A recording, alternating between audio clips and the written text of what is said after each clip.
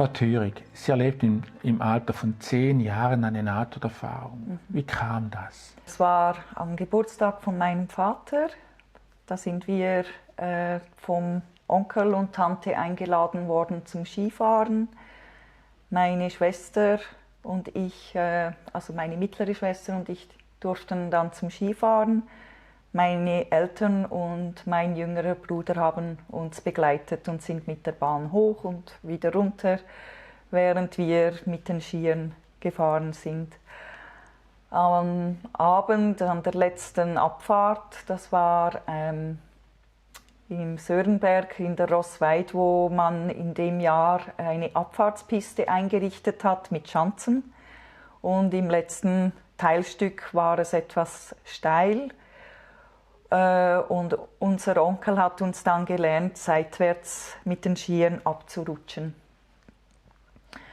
Da es eine Abfahrtspiste war, waren auch viele Leute unterwegs, die wollten möglichst schnell diese Piste runter. Und da ist ein Fahrer, weil er sich nicht die Mühe genommen hat, zu schauen, ob es Leute unten hat, ist er über die Piste rausgeschossen gekommen und wollte seitwärts an der Piste landen, damit er unten niemand erwischt in seinen Gedanken. Hat dann unsere Vierergruppe erwischt, und zwar hat es mich hier seitwärts mit den Skiern umgehauen. Der Stock hat meinen Kopf geschlagen und mit dem Resten ist er dann, so im Anflug kam er bei mir und dann meine Tante die Knie kaputt gemacht und einfach hat uns umgehauen. Zum Glück war mein Onkel Samariter und hat gemerkt, dass ich nicht mehr atme und hat dann sofort Erste Hilfe geleistet, mich wiederbelebt. Und ja, wenn er nicht gewesen wäre, wäre ich schon wieder weg. Also dieser Skifahrer hat Sie umgefahren, Sie wurden bewusstlos. Ja. Was haben Sie in dieser Nahtoderfahrung erlebt? Also das letzte Bewusste war, ich war beim Skifahren und wollte lernen, seitwärts abzurutschen. Im nächsten Moment gab es einfach, da war wie ein Schlag, ein Sog, und das hat mich aus dem Körper gehoben. Ich wusste nicht, was mit mir passiert, es war dunkel, konnte zuerst auch nichts sehen und das ging alles sehr schnell. Dann ging wirklich so ein Moment, wo ich dann gemerkt habe, jetzt hebt es mich an. Ich sehe unten Menschen, ich liege da. Mein Onkel, der sich um mich kümmert. Aber es war so für mich so, ich war so unbeteiligt, weil ich war nicht in meinem Körper. Ich habe das einfach alles beobachtet. Es sind dann immer mehr Menschen gekommen, die mir helfen wollten.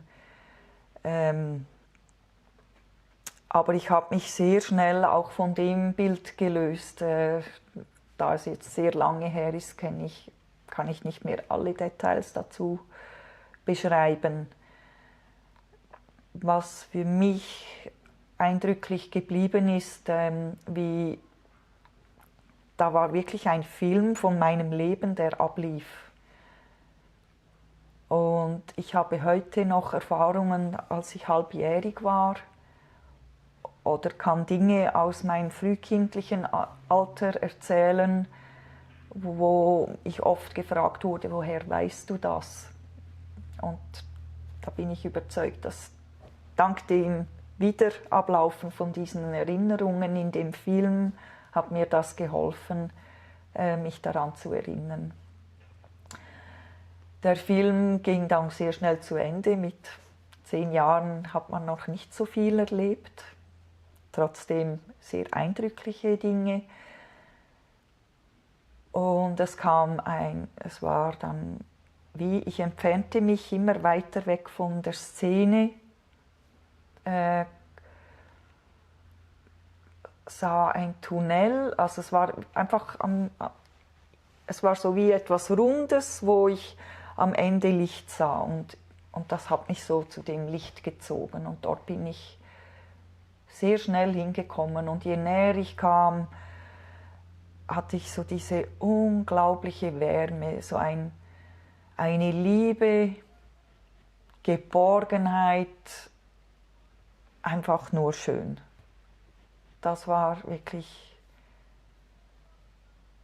sehr, sehr eindrücklich. Ich wollte sofort dorthin. Und war auch schon auf dem Weg, immer tiefer in dieses Licht einzutauchen, weil zuerst war das so wie ein grelles Licht, wo man nichts, also da sah man nichts, was dahinter war. Und je näher ich dort in dem Licht war, konnte ich wie einen Pfad sehen, wo ich noch weitergehen könnte. Das war dann aber nicht mehr so ein grelles Licht, mehr, das hatte wie feine Farben, so ein leichtes Rosa, also so wie, nicht Regenbogen, eben es waren einfach alle Farben in einem. Und dort wollte ich hinein. Und plötzlich hörte ich eine Stimme, die sagte, Erika, es ist noch nicht Zeit, du musst zurück. Und ich wollte dort bleiben. Ich weiß noch, ich habe mich gewehrt.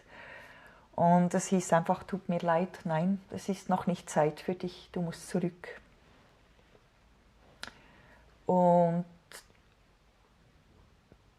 das Nächste, das ich dann wusste, war, dass ich meine Augen geöffnet habe. Ich war zurück in meinem Körper, am Unfallort, habe viele Menschen um mich gesehen und wollte aufstehen. Und mir wurde später erzählt, da waren 3 Männer, die mich zu Boden halten mussten, weil ich mit aller Gewalt aufstehen wollte. Einfach mit dieser Kraft. Ich wusste, jetzt bin ich wieder da und ja, dann geht es mir ja gut und es passiert mir nichts, weil den Körper habe ich noch nicht wirklich gespürt. Das war mehr so das Bewusstsein, hier zu sein. Und man hat mich zu Boden halten müssen, damit man hat mir dann gesagt, du hattest einen Unfall und das ist der Schock. Und dann bin ich wieder ein bisschen weggedriftet. Das nächste, das ich mich erinnern kann, war dann auf dem Weg. Man hat mich nach Wolhusen, wollte man mich ins Spital bringen. Und das Einzige, was ich dort weiß, war, dass im Krankenwagen waren rot-weiß karierte Bettwäsche. Die habe ich dann so angeschaut und wollte nicht glauben, dass ich in einem Krankenwagen bin. Es fühlte sich einfach so surreal an, so, was machen die mit mir?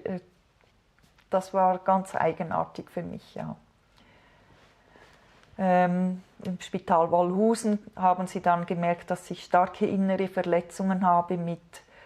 Die Milz war angerissen und die Niere war gequetscht. Der Schlag am Kopf gab mir eine schwere Hirnerschütterung und somit musste ich so schnell wie möglich nach Luzern ins Kinderspital. Und im Kinderspital habe ich mich dann aber sehr schnell erholt. Zuerst hieß es, man müsse mir die Milz rausnehmen. Und da war einfach immer diese Stimme bei mir, die gesagt hat, Erika, hab keine Angst, die müssen das nicht tun, dir geht's gut. Und innerhalb 5 Tagen bin ich dann auch schon auf der Intensivpflege, wollte ich aus dem Bett steigen und immer wieder, also sie wollten mich fast anbinden, weil ich zu unruhig war, aber es waren einfach so viele Lebensgeister dann da. Ich habe auch viel gelacht im Spital. Ich war glücklich, ja. Noch einmal zurück zur Nahtoderfahrung. Haben Sie diese Stimme erkannt? Es war eine Frauenstimme sie war mir vertraut, aber ich weiß nicht, wer es war. Aber es war wie eine liebende Mutterstimme. Wie konnten Sie diese Nahtoderfahrung emotional verarbeiten? Schritt für Schritt, anfänglich nicht so gut. Zuerst war mir gar nicht bewusst, was mir passiert ist. Es waren so viele Dinge im geistigen Auge vorgefallen, die mit der Realität im Alltag nichts zu tun hatten. Ich habe dann schnell gemerkt, ich kann mit niemandem darüber sprechen und habe das dann wirklich so von mir weggedrängt. Und wenn ich es, also ich habe es ein paar Mal angesprochen und mir wurde verständlich gemacht, dass ich das geträumt hätte oder das wäre der Schock vom Unfall. Also die traumatische Verarbeitung ist erst viel später passiert. Mit 14 Jahren hat dann mal im Religionsunterricht ein Pastor von seiner Nahtodeserfahrung erzählt, wie er im See ertrunken war. Und dort bin ich dann das erste Mal so richtig erschrocken und habe gemerkt, ich bin nicht alleine. Es gibt Menschen, die das auch erlebt haben. Und er hat es so ähnlich beschrieben, wie aus dem Körper zu steigen, dass auch die Erinnerung vom ganzen Leben wie ein Film abläuft, dass es wie ein Moment von Dunkelheit gibt, wo dann zu einem Licht führt. Und bei ihm war auch so eine Stimme, die gesagt hat, es ist noch nicht Zeit. Und da konnte ich das erste Mal Frieden schließen mit dem Moment, weil ich war als Kind oft wütend und wusste nicht wieso. Und habe dann endlich verstanden, ja, diese Wut könnte auch mit dem zu tun haben, dass ich nicht annehmen konnte, dass ich wieder hier bin. Und dass das auch ein Geschenk ist.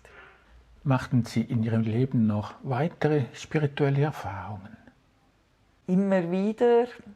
Also ich hatte auch mehrere schwere Erkrankungen und dann konnte ich dann schon mehr auf meine innere Stimme hören und konnte auch nachfragen, ist es notwendig? Also zum Beispiel habe ich einen Tumor am Hals, wo man fand, könnte Krebs sein oder hat krebserregende Zellen.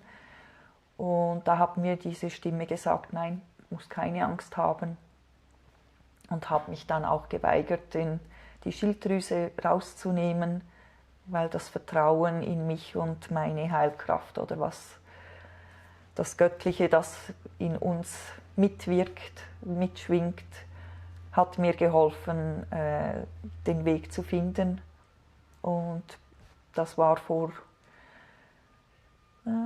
bald 10 Jahren und es geht mir sehr gut und ich bin immer noch gesund.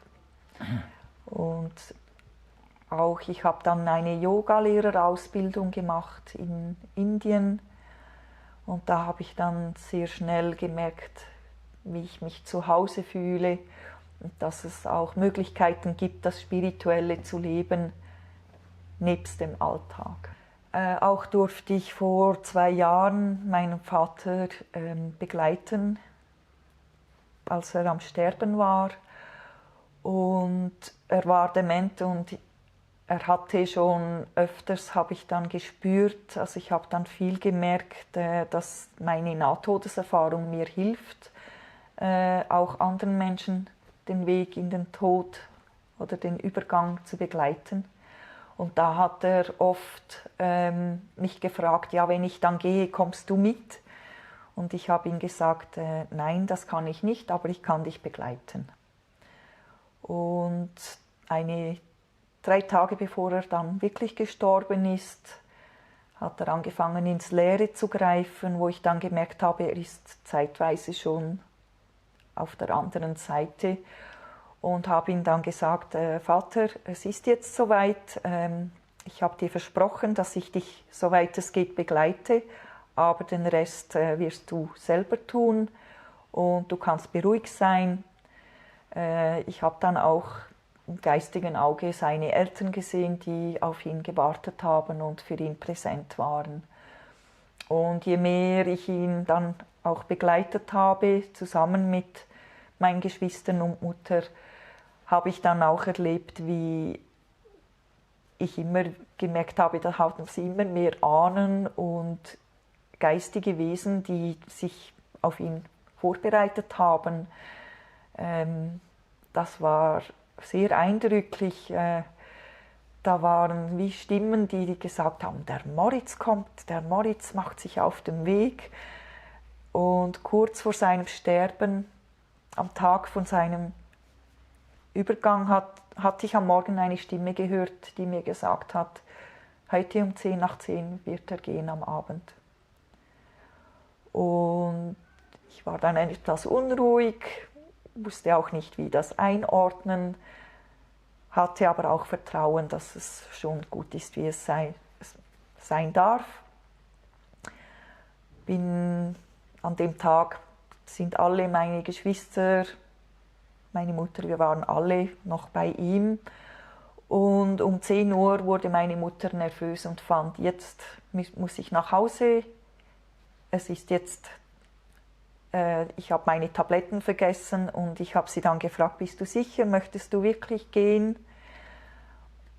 Weil ich wusste, jetzt ist er kurz vor dem Übergang. Und sie fand, nein, es ist jetzt gut. Und sie hat sich von ihm verabschiedet. Und ich sah im Zimmer einen Lichtstrahl mit einem Riesenpfad, der war geschmückt mit Farben, Blumen und ganz viele geistige Wesen, die sich so angereiht haben. Und es war ein Jubeln, so wie er kommt jetzt. Und das Licht, das ich dann auch sah bei meiner Nahtodeserfahrung, war dort auch, ja. Und wir sind gegangen und kurz nachdem wir weg waren, kam dann das Telefon, dass er jetzt den Übergang geschafft hat. Ja. Kann es sein, dass diese Nahtoderfahrung Ihre geistige Sensibilität etwas geöffnet hat? Ja, sehr. Merke aber, ich muss mich selber, oder ich merke auch selber, ich könnte mich geistig so was von entfernen in die geistige Welt, aber ich bin in einem Körper verwurzelt, verankert und dass es ganz wichtig ist, immer wieder zurück auf die Erde zu kommen, also sich wieder zu erden und das Geistige ist wohl da, aber dass man das immer wieder in die Verbindung bringt, weil meine Seele bewohnt jetzt diesen Körper. Und das ist ganz wichtig, das auch immer wieder auszugleichen. Manchmal geht es einfacher, manchmal fällt es mir auch schwer. Wenn Sie so zurückblicken, was für Auswirkungen hatte diese Nahtoderfahrung auf Ihr Leben? Alles. Mein Leben, meine Wahrnehmung war anders. Was ich von da an schon als die erste Erfahrung, die ich dann wirklich eindrücklich immer wieder erleben durfte, war meine Verbindung zu Tieren und dass ich mit den Tieren kommunizieren kann. Auch mit Pflanzen. Also die Natur ist mir sehr, sehr wichtig. Für Menschen, da bin ich dann als Kind eher erschreckt, weil da hat man diese Leichtigkeit und merkt nicht, dass manchmal Menschen nicht verstehen, was man erlebt hat oder dass nicht jeder mit dem umgehen kann. Und da ist mir öfters passiert, dass ich dann Dinge zu Menschen gesagt habe, die wohl der Wahrheit entsprechen, aber sie konnten damit nicht umgehen. Haben Sie noch Angst vor dem Tod? Nein, gar nicht. Also es ist wirklich so, dass mit der Nahtodeserfahrung und so schön wie es dort ist, weiß ich, es sind wirklich, man kann wirklich an einen guten, aufgehobenen Ort kommen.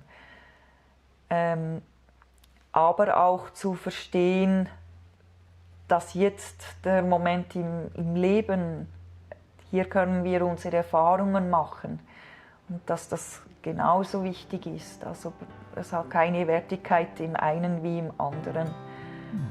Aber für die Angst vor dem Sterben, nein, die ist nicht mehr da. Frau Thürig, herzlichen Dank für das Gespräch. Gern geschehen.